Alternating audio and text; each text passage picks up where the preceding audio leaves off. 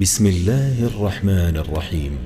الحمد لله الذي أنزل على عبده الكتاب ولم يجعل له عوجا قيما لينذر بأسا شديدا من لدنه ويبشر المؤمنين الذين يعملون الصالحات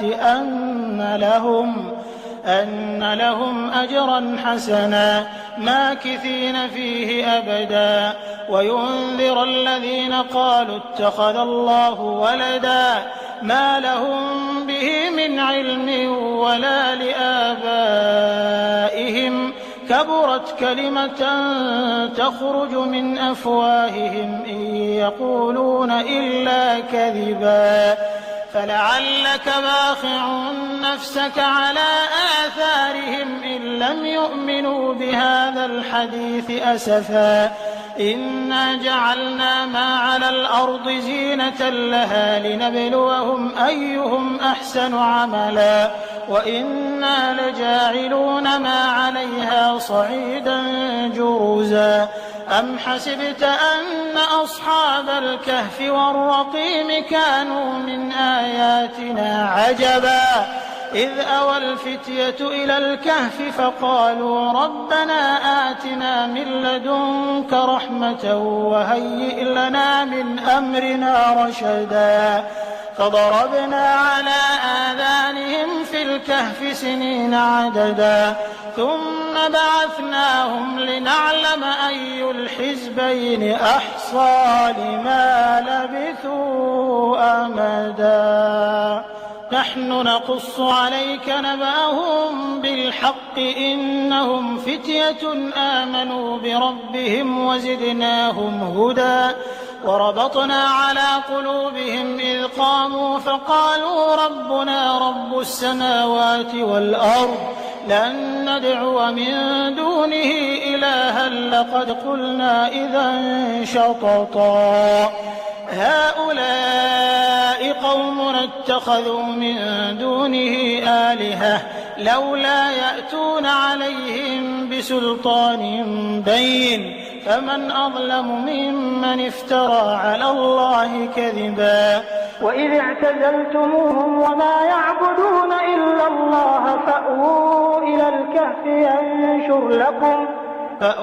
إلى الكهف ينشر لكم ربكم من رحمته ويهيئ لكم من أمركم مرفقا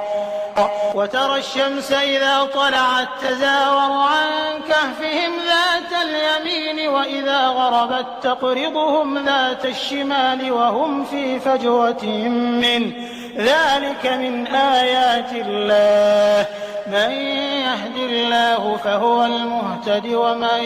يضلل فلن تجد له وليا مرشدا وتحسبهم أيقاظا وهم رقود ونقلبهم ذات اليمين وذات الشمال وكلبهم باسط ذراعيه بالوصيد لو اطلعت عليهم لوليت منهم فرارا ولملئت منهم رعبا وكذلك بعثناهم ليتساءلوا بينهم قال قائل منهم كم لبثتم قالوا لبثنا يوما أو بعض يوم قالوا ربكم أعلم بما لبثتم فابعثوا أحدكم بورقكم هذه إلى المدينة فلينظر أيها أزكى طعاما فليأتكم برزق منه وليتلطف ولا يشعرن بكم أحدا إنهم إن يظهروا عليكم يرجموكم أو يعيدوكم في ملتهم ولن تفلحوا إذا أبدا وكذلك أعثرنا عليهم ليعلموا أن وعد الله حق وأن الساعة لا ريب فيها إذ يتنازعون بينهم أمرهم فقالوا ابنوا عليهم بنيانا ربهم أعلم بهم قال الذين غلبوا على أمرهم أمرهم لنتخذن عليهم مسجدا سيقولون 3 رابعهم كلبهم ويقولون 5 سادسهم كلبهم رجما بالغيب ويقولون 7 وثامنهم كلبهم قل ربي أعلم بعدتهم ما يعلمهم إلا قليل فلا تمار فيهم إلا مراء ظاهرا ولا تستفت فيهم منهم أحدا ولا تقولن لشيء إني فاعل ذلك غدا إلا أن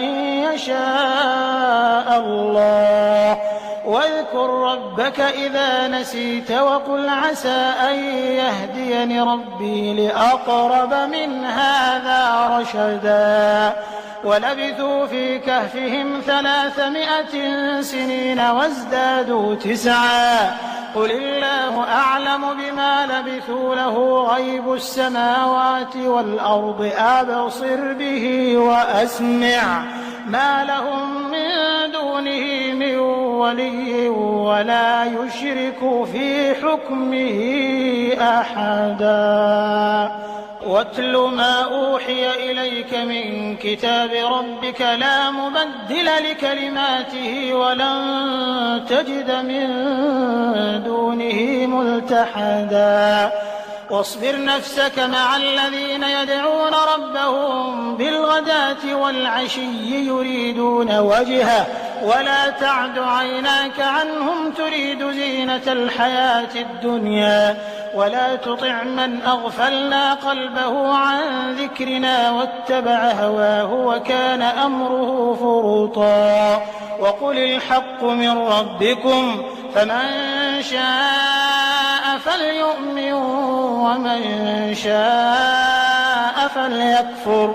إنا أعتدنا للظالمين نارا أحاط بهم سرادقها وإن يستغيثوا يغاثوا بماء كالمهل يشوي الوجوه بئس الشراب وساءت مرتفقا إن الذين آمنوا وعملوا الصالحات إنا لا نضيع أجر من أحسن عملا أولئك لهم جنات عدن تجري من تحتهم الأنهار يحلون فيها من أساور من ذهب ويلبسون ثيابا خضرا من سندس واستبرق متكئين فيها على الأرائك نعم الثواب وحسنت مرتفقا واضرب لهم مثلا الرجلين جعلنا لأحدهما جنتين من أعناب وحففناهما بنخل وجعلنا بينهما زرعا كلتا الجنتين آتت أكلها ولم تظلم منه شيئا وفجرنا خلالهما نهرا وكان له ثمر فقال لصاحبه وهو يحاوره أنا أكثر منك مالا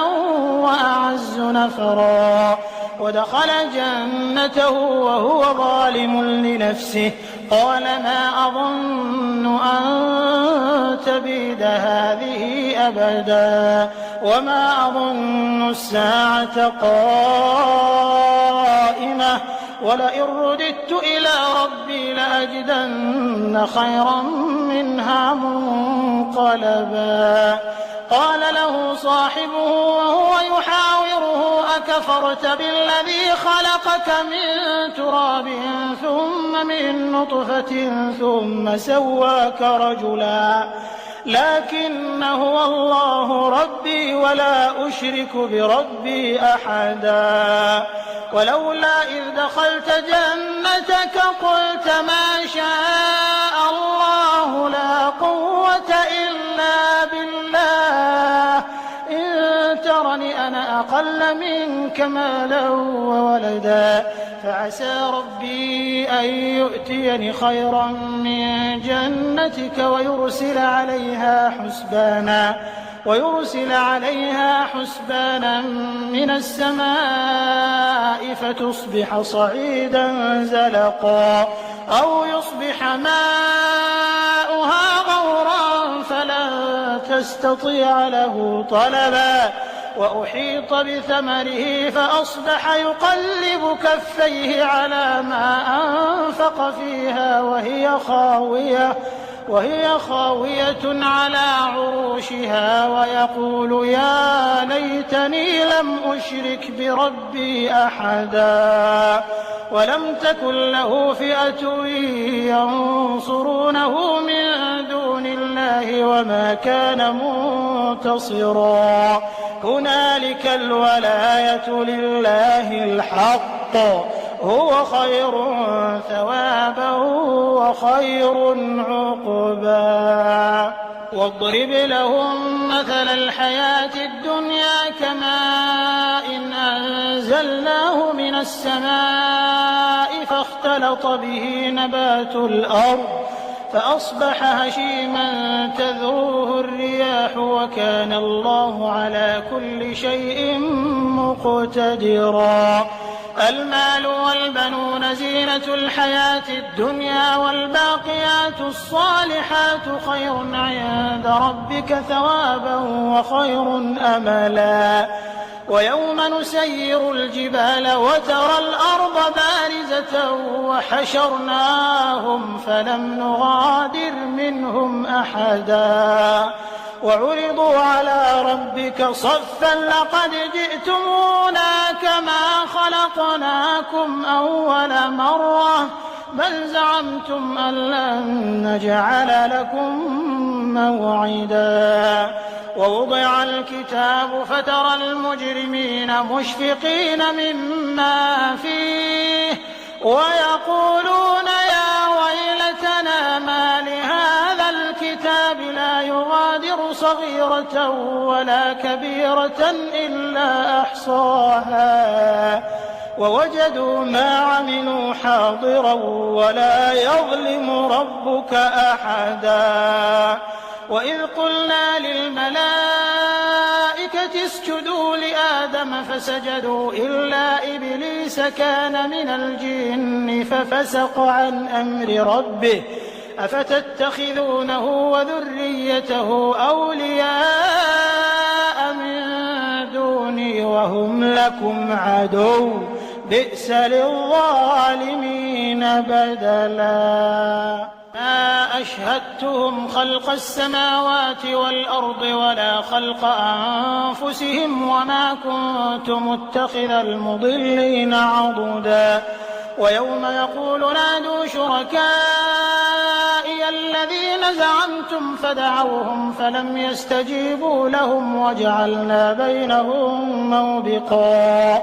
ورأى المجرمون النار فظنوا أنهم مواقعوها ولم يجدوا عنها مصرفا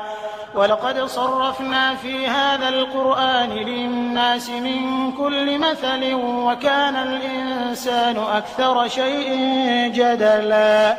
وما منع الناس أن يؤمنوا إذ جاءهم الهدى ويستغفروا ربهم إلا أن تأتيهم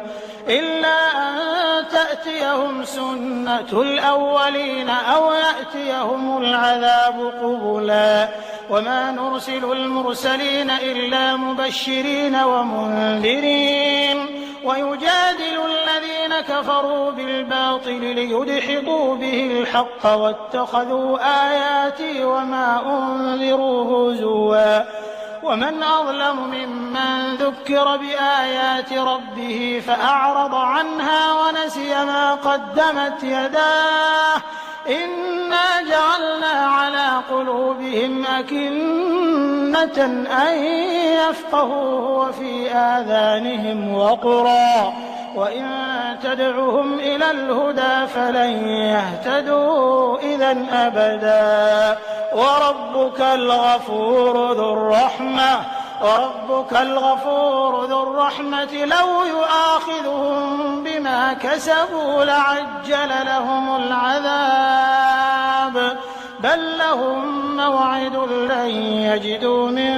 دونه موئلا وتلك القرى أهلكناهم لما ظلموا وجعلنا لمهلكهم موعدا وإذ قال موسى لفتاه لا أبرح حتى أبلغ مجمع البحرين أو أمضي حقبا فلما بلغا مجمع بينهما نسيا حوتهما فاتخذ سبيله في البحر سربا فلما جاوزا قال لفتاه آتنا غداءنا لقد لقينا من سفرنا هذا نصبا قال أرأيت إذ أوينا إلى الصخرة فإني نسيت الحوت وما أنسانيه إلا الشيطان أن أذكره واتخذ سبيله في البحر عجبا قال ذلك ما كنا نبغ فارتدا على آثارهما قصصا فوجدا عبدا من عبادنا آتيناه رحمة من عندنا وعلمناه من لدنا علما قال له موسى هل أتبعك على أن تعلمني مما علمت رشدا قال إنك لن تستطيع معي صبرا وكيف تصبر على ما لم تحط به خبرا قال ستجدني إن شاء الله صابرا ولا أعصي لك أمرا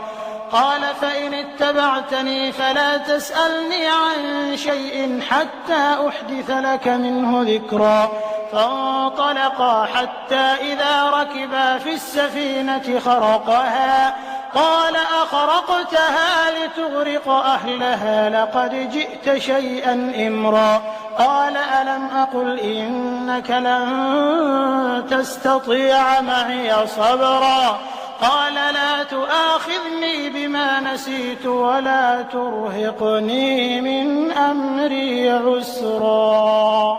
فانطلقا حتى إذا لقيا غلاما فقتله قال أقتلت نفسا زكية بغير نفس لقد جئت شيئا نكرا قال ألم أقل لك إنك لن تستطيع معي صبرا قال إن سألتك عن شيء بعدها فلا تصاحبني قد بلغت من لدني عذرا فانطلقا حتى إذا أتيا أهل قرية استطعما أهلها فأبوا أن يضيفوهما فوجدا فيها جدارا يريد أن ينقض فأقامه قال لو شئت لاتخذت عليه أجرا قال هذا فراق بيني وبينك سأنبئك بتأويل ما لم تستطع عليه صبرا أما السفينة فكانت لمساكين يعملون في البحر فأردت أن أعيبها وكان وراءهم ملك يأخذ كل سفينة غصبا وأما الغلام فكان أبواه مؤمنين فخشينا أن يرهقهما طغيانا وكفرا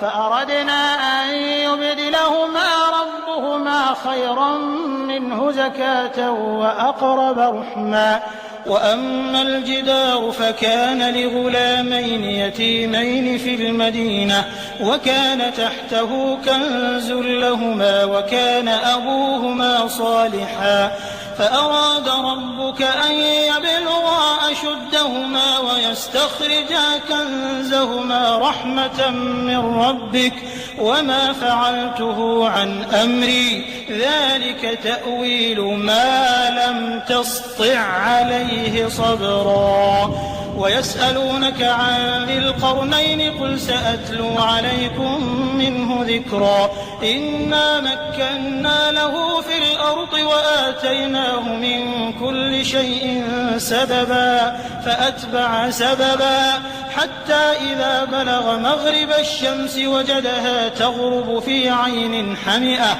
ووجد عندها قوما قلنا يا ذا القرنين إما أن تعذب وإما أن تتخذ فيهم حسنا قال أما من ظلم فسوف نعذبه ثم يرد إلى ربه فيعذبه عذابا نكرا وأما من آمن وعمل صالحا فله جزاء الحسنى وسنقول له من أمرنا يسرا ثم أتبع سببا حتى إذا بلغ مطلع الشمس وجدها تطلع على قوم لم نجعل لهم من دونها سترا كذلك وقد أحطنا بما لديه خبرا ثم أتبع سببا حتى إذا بلغ بين السدين وجد من دونهما قوما لا يكادون يفقهون قولا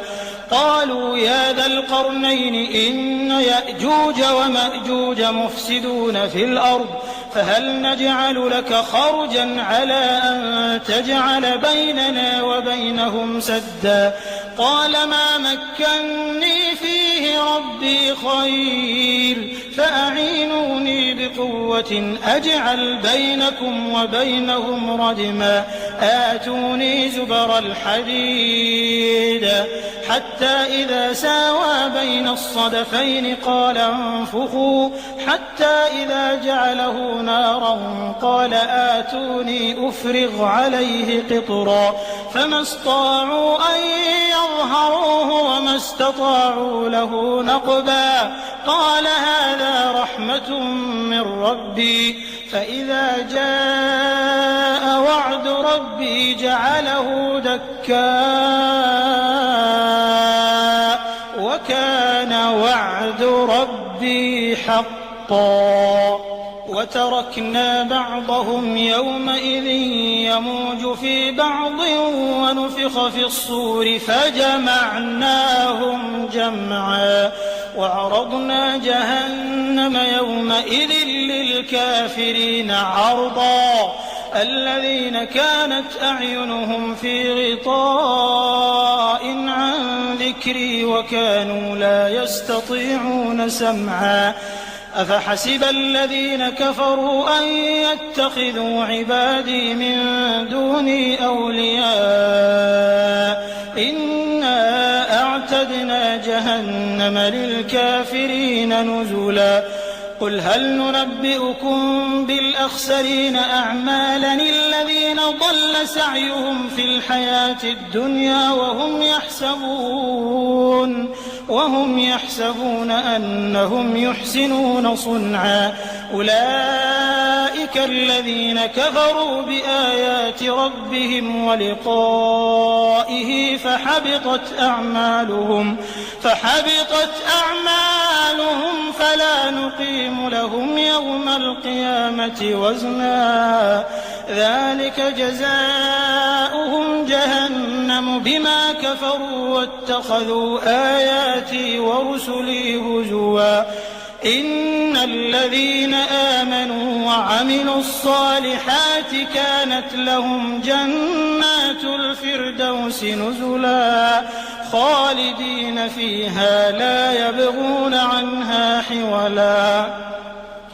قل لو كان البحر مدادا لكلمات ربي لنفد البحر قبل أن